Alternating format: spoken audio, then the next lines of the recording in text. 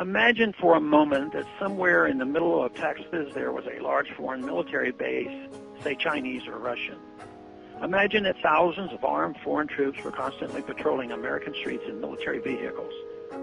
Imagine they were here under the auspices of keeping us safe or promoting democracy or protecting their strategic interests.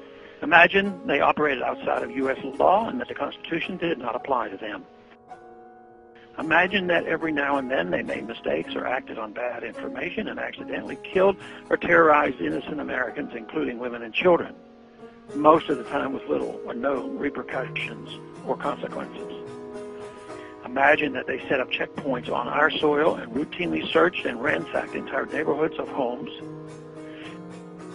Imagine if Americans were fearful of these foreign troops and overwhelmingly thought America would be better off without their presence.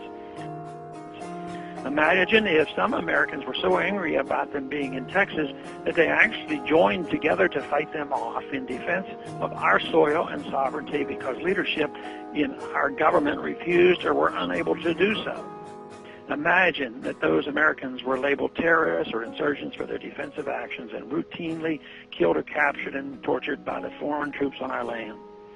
Imagine that the occupiers' attitude was that if they just killed enough Americans, the resistance would stop.